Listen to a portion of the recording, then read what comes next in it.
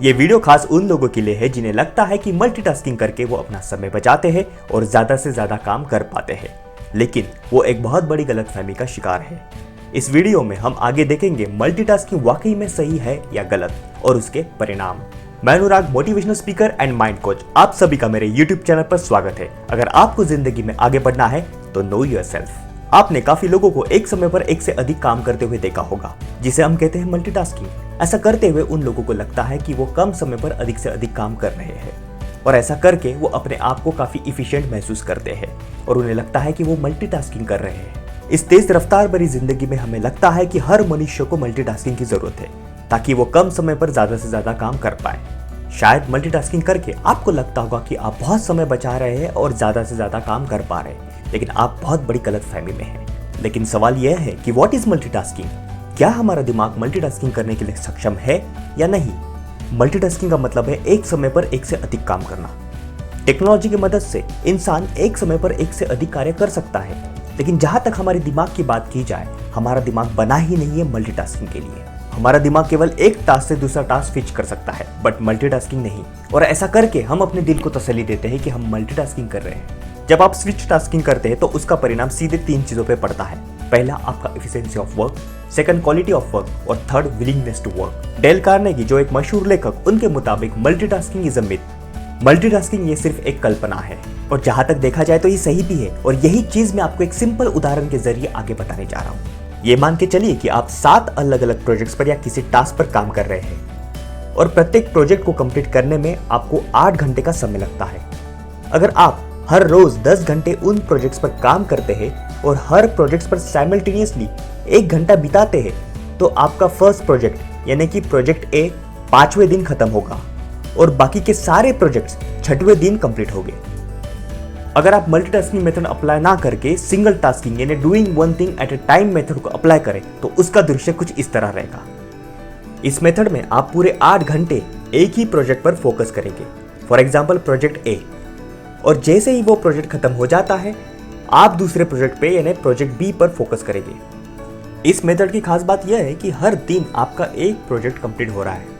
हर दिन आपको नए प्रोजेक्ट स्टार्ट करने के लिए मोटिवेशन भी मिल रहा है, क्योंकि आपको आपके काम में डेवलपमेंट महसूस हो रही है। इस प्रोसेस में पहले की प्रोसेस की तुलना से कम स्ट्रेस लेवल है और इन प्रोजेक्ट्स की क्वालिटी पहले की गई मल्टीटास्किंग वाले मेथड से कई गुना ज्यादा बेहतर है। आप चाहे तो आजमा के देख सकते हैं। जब कभी भी आप कोई नए प्रोजेक्ट या टास्क की शुरुआत करते हैं तो उसमें 3 चीजें मायने रखती है। नंबर 1, आपका एफिशिएंसी लेवल, सेकंड, आपका क्वालिटी ऑफ वर्क और थर्ड, आपका विलिंगनेस टू वर्क यानी नए प्रोजेक्ट स्टार्ट करने की इच्छा। मेथड 1 यानी कि मल्टीटास्किंग मेथड से आपके कोई भी प्रोजेक्ट्स या टास्क आखिरी दिन तक कंप्लीट नहीं होंगे और इस वजह से आप हमेशा स्ट्रेस में रहोगे और उसका इंपैक्ट सीधे आपके एफिशिएंसी लेवल और क्वालिटी ऑफ वर्क पे पड़ेगा और आपको नए प्रोजेक्ट पर काम करने की इच्छा भी नहीं होगी।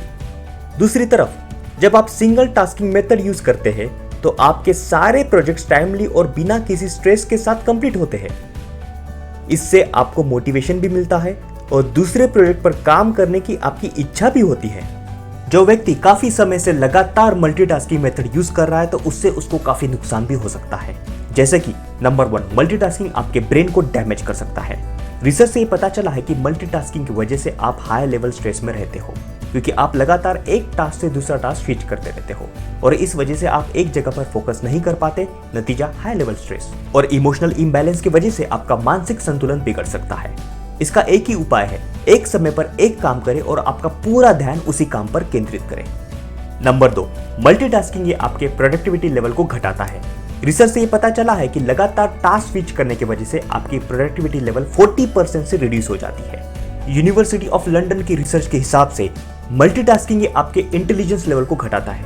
कौन सी चीज जरूरी है और कौन सी नहीं, ये आपके सोचने समझने की क्षमता को भी घटाता है। मल्टीटास्किंग ये आपको फेक बनाता है। समय पर काम ना होने की वजह से आपका स्ट्रेस लेवल बढ़ता है और आप चीजों को कंप्लीट करने के पीछे लग जाते हैं और इस वजह से आप चीजों को कॉम्प्रोमाइज करते हैं और नतीजा, low quality work. Number 4, multitasking ये आपके लर्निंग एबिलिटी को घटाता है। मल्टीटास्किंग करते वक्त आपका ध्यान नहीं होता कि आप कौन सा काम कर रहे हैं और कंसंट्रेशन और फोकस की कमी से आप उस काम से ज्यादा कुछ सीख नहीं पाते। इसलिए अगली बार जब आपको लगता है कि आप मल्टीटास्किंग कर रहे हैं तो रुके और ध्यान दें कि आप वाकई में टास्क कर रहे हैं या स्विच टास्किंग कर रहे हैं। इससे बेहतर होगा कि आप एक समय पर एक काम करें, आपका पूरा ध्यान उस काम पर केंद्रित करें और अपनी पूरी ऊर्जा उस काम को समाप्त करने में लगा दें। इसका फायदा आप ही को होगा और परिणाम अविश्वसनीय होगा। और अब से मल्टीटास्किंग यानी कि स्विच टास्किंग को छोड़ के एक समय पर एक काम करें।